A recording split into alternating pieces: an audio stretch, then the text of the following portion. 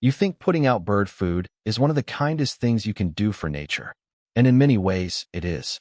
But there's a hidden side to backyard bird feeding that most people never notice.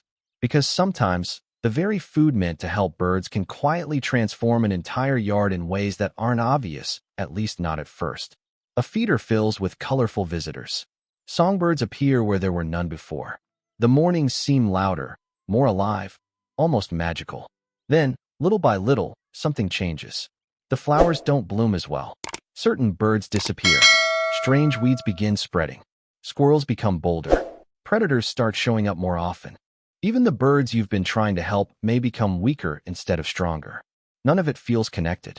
But researchers have spent years discovering that every handful of seed you scatter creates a chain reaction reaching far beyond the feeder itself. And once you understand what's really happening, you'll never look at bird feeding the same way again. For millions of people, feeding birds begins with a simple goal: to bring a little more nature into everyday life. A quiet backyard suddenly becomes a stage where goldfinches flash brilliant yellow, cardinals glow crimson against winter branches, and tiny chickadees dart fearlessly between trees. The experience feels deeply rewarding, creating a rare connection between people and wildlife. It's no surprise that bird feeding has become one of the world's most popular wildlife hobbies. In North America alone, millions of households regularly feed wild birds, creating an enormous network of artificial food sources across neighborhoods, cities, and rural landscapes. But that's not the strange part. The surprising discovery is that birds don't simply visit feeders. Over time, many begin changing their daily routines around them. Imagine a wild bird at sunrise. Instead of searching through fields, forests, and shrubs for seeds, berries, or insects, it flies directly toward a familiar backyard. The feeder has become part of its mental map. Researchers studying bird behavior have found that many species quickly learn where dependable food appears and can remember those locations for remarkably long periods. Birds are constantly balancing energy and survival, and a reliable feeder often becomes one of the easiest stops in their daily journey. At first, this sounds like good news. Less searching means more energy. More energy should mean healthier birds, right? The answer is far more complicated, because nature rarely gives anything away without asking for something in return. In the wild, food is scattered across enormous landscapes. Birds travel from tree to tree, meadow to meadow, constantly moving while spreading seeds, pollinating plants, controlling insects, and avoiding disease through distance. A backyard feeder changes that natural rhythm. Instead of being spread across acres of habitat, dozens of birds may gather in a single spot only a few feet wide. To us, it looks peaceful. To scientists, it can resemble something very different.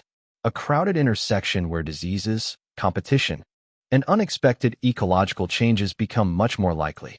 Researchers at institutions including Cornell's Lab of Ornithology and other wildlife organizations have long encouraged responsible bird feeding, because concentrated feeding areas can increase the opportunities for pathogens to spread when feeders aren't properly maintained. But disease isn't even the biggest surprise, because something much quieter begins happening underneath the feeder itself. Every seed that falls to the ground starts telling a completely different story. And that story may be changing your entire backyard in ways almost no one notices until it's already happening. If you stand beneath a busy bird feeder after several weeks, the evidence is easy to miss. A few scattered sunflower shells, broken seed husks, tiny fragments of millet disappearing into the grass. It doesn't look like much, but over time, those leftovers become the beginning of a much larger ecological chain reaction. Not every seed placed in a feeder gets eaten. Many are kicked aside as birds search for their favorites. Others are dropped accidentally before they can be swallowed. Some are carried away and forgotten entirely. What seems like harmless waste slowly builds beneath the feeder, creating an artificial food patch unlike anything found naturally in most backyards. And that food doesn't just attract birds. It attracts almost everything else. First come the squirrels, then chipmunks. Soon after, mice begin visiting under the cover of darkness. Rats may follow in areas where they already exist nearby. Insects discover the constant supply of organic material. Mold starts developing if moisture reaches old seed piles. The feeder you imagined as a gift for birds has quietly become a buffet for an entire neighborhood of wildlife. But that's only the beginning. Because where prey gathers, predators are never far behind. A sharp-shinned hawk circles overhead. A neighborhood cat learns the birds arrive every morning around the same time. Even snakes in some regions may investigate areas where rodents become more common. None of these animals are doing anything unnatural. They're simply responding to an unusually concentrated source of food. In nature, food is rarely this predictable. Your feeder has unintentionally created one of the most reliable feeding stations in the area, not just for birds, but for every creature connected to the food web. And this is where the story becomes even more surprising. The changes aren't limited to animals. They're happening in the soil itself. Many commercial birdseed mixes contain seeds from plants that were never meant to grow in your yard. Most are harmless if consumed. But when enough fall to the ground, some survive. Rain provides moisture. Sunlight does the rest. Weeks later, unfamiliar plants begin appearing beneath shrubs, along fence lines, or around the feeder pole. Homeowners often assume they're ordinary weeds, never realizing they may have started as uneaten birdseed. Wildlife experts frequently recommend removing accumulated seed from beneath feeders, not just to reduce pests, but also to discourage unwanted plant growth and maintain healthier feeding areas. Yet even clean seed can create another hidden problem. Birds are surprisingly selective eaters. Imagine visiting a buffet every day where only 1 or 2 dishes are your favorites. Eventually, you ignore everything else. Many birds behave the same way. Given a mixed feeder, they often pick out the highest energy foods first, especially black oil sunflower seeds or peanuts, leaving less desirable seeds behind. Those leftovers accumulate on the ground, feeding rodents, sprouting plants, or simply spoiling after rain. Meanwhile, homeowners often assume the feeder is emptying quickly because birds are eating everything. In reality, much of the food is simply being discarded.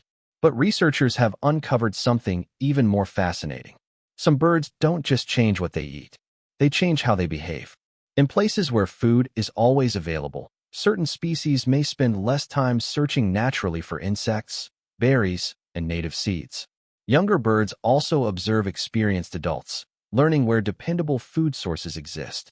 That may sound efficient, but wild birds evolved to forage across diverse habitats because different foods provide different nutrients throughout the year. Insects supply protein during breeding season. Native berries offer vitamins in autumn. Natural seeds become important through winter. No single feeder can perfectly replace that changing seasonal menu. And that's where one of the biggest misconceptions about feeding birds begins to unravel. Because helping birds isn't just about offering food. It's about offering the right food in the right way, while protecting the habitat they truly depend on.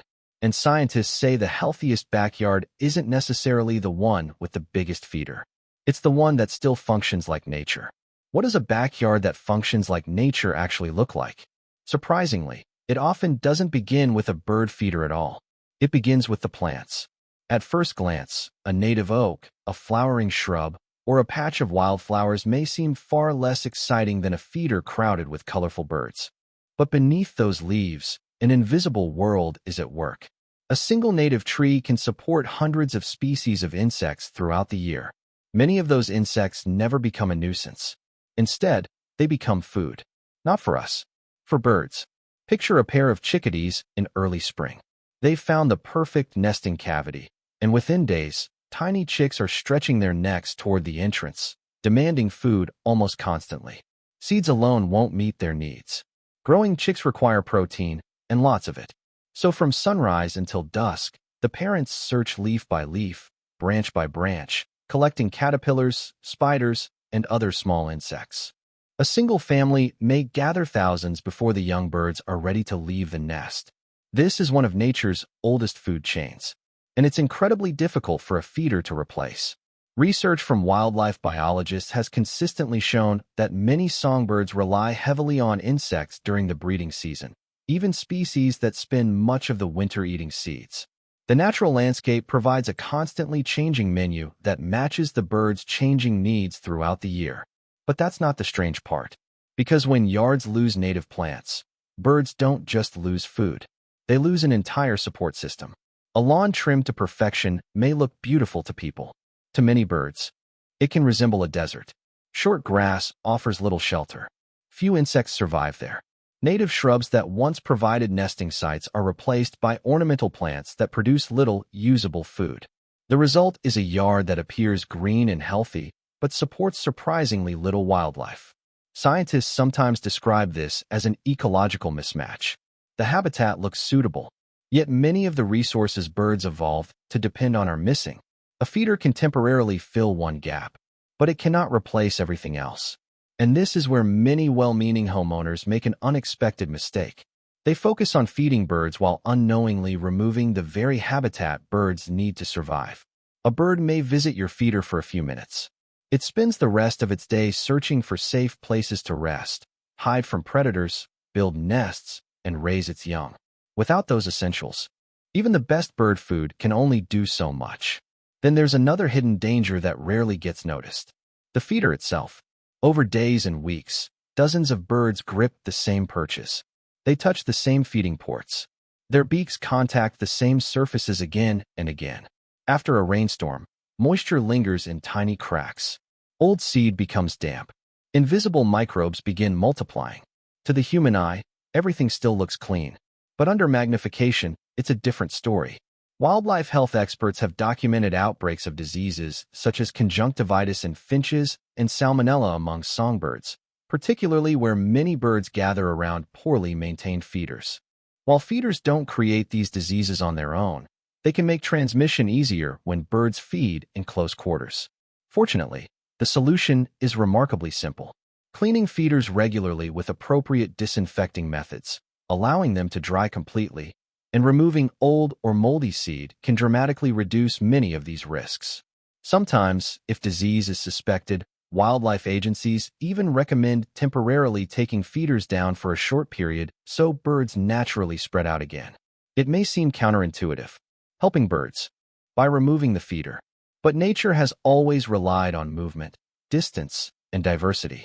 And those three principles may be the key to understanding what responsible bird feeding truly means. Because the biggest mistake isn't feeding birds. It's forgetting that a feeder should support nature, not replace it. Once you see a bird feeder as just one small piece of a much larger ecosystem, the picture changes completely.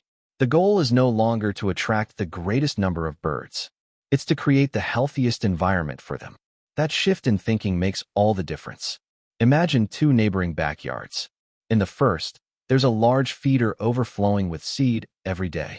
The lawn is neatly trimmed, fallen leaves are removed each weekend, shrubs are kept perfectly shaped, and every insect is treated as a pest to eliminate. Birds certainly visit, but when they leave the feeder, there's little else waiting for them. Very few insects to feed their chicks. Few places to hide from predators. Limited natural food as the seasons change. Now picture the second yard. The feeder is smaller. It isn't always full, but around it grows a landscape filled with native flowers, berry-producing shrubs, and mature trees. A small brush pile provides shelter. A shallow source of clean water offers a place to drink and bathe. Some fallen leaves remain beneath trees, allowing insects and other tiny creatures to thrive. The birds spend less time crowded around the feeder. Instead, they move naturally through the entire yard, foraging, nesting, and behaving much as they would in the wild. To us, the first yard may look more organized. To the birds, the second often offers far greater value. Researchers studying backyard habitats have repeatedly found that diverse native vegetation supports significantly more bird species and a greater abundance of the insects many birds depend on throughout their lives. A healthy habitat provides food, shelter, nesting sites, and protection together, not as separate pieces, but as one connected system. And that's the lesson many experienced bird watchers eventually discover. The most successful bird-friendly yard isn't necessarily the one that buys the most seed. It's the one that understands how nature already works. That doesn't mean feeders are bad. Far from it. When they're used responsibly, they can help birds during harsh winter weather, provide valuable opportunities for people to connect with wildlife, and even inspire future conservation efforts. Countless people first developed a love for nature simply by watching birds visit a backyard feeder. The problem begins only when the feeder becomes the entire strategy. Because birds don't need a restaurant. They need a functioning home. A place where food changes with the seasons, where insects flourish, where predators and prey remain in balance, where clean water is available, where native plants support life from the soil upward, and where a feeder serves as a supplement rather than the foundation. In many ways, your backyard is making a choice every single day, not through grand actions, but through small ones. The plants you grow, the chemicals you avoid, the water you provide, the way you clean your feeder, the seeds you choose. Each decision quietly shapes the tiny ecosystem just outside your window. Most people never notice those changes happening, but the birds do. Every sunrise, they respond to the landscape you've created. Some stay, some leave, and their choices tell a story about the health of your yard long before people ever recognize it. So perhaps the biggest surprise isn't that feeding birds the wrong way can slowly change your backyard. It's that feeding them the right way can help restore a small piece of the natural world, one garden, one tree, and one careful decision at a time. The next time you hear birds singing outside your window, remember that they may not just be thanking you for the food. They may be responding to an entire habitat that allows them to truly thrive. Tell me in the comments, what changes, if any, have you made to your backyard to attract birds naturally? And did you notice a difference?